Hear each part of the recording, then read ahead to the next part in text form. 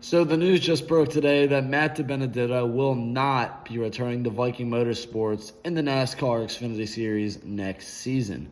Matt DiBenedetto has spent the last 2 seasons with Viking Motorsports, arguably outperforming his equipment, which we'll get to later, but he has done on numerous occasions.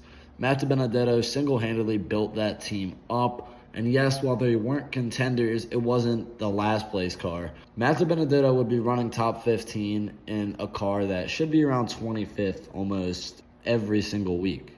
But that begs the question, why was Matt DiBenedetto released? We'll cover that and much more in just 2 seconds. So Viking Motorsports announced that Matt DiBenedetto will not be returning to the seat, but why are they deciding to make this move?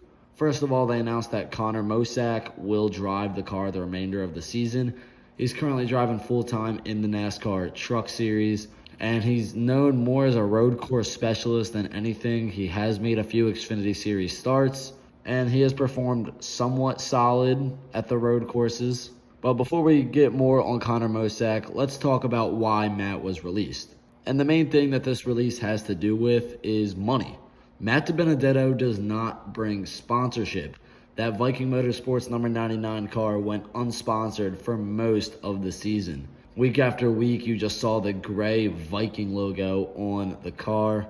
And for a small team that's still trying to find their way and find their groove in racing, it's just not sustainable, or it's not affordable for a small team to be going unsponsored race after race. Matt also did have a small fall off statistically from this year to last year, but it's not a huge fall off, especially for a team that size. Matt DiBenedetto is known for outrunning his equipment, such as the 99 car for Levine Family Racing. Everyone knows the story. Race at Bristol, if not for Ryan Newman, good chance Matt DiBenedetto gets his first win in the NASCAR Cup Series. Then he went over to Wood Brothers Racing, made the playoffs for them, saw a little bit of a fall off the next year, and then we had the whole MAGA scandal and Matt DiBenedetto essentially losing his ride for Harrison Burton, who clearly was not ready or should have been in the Cup Series at that point. And then after he left that ride, we would see Matt DiBenedetto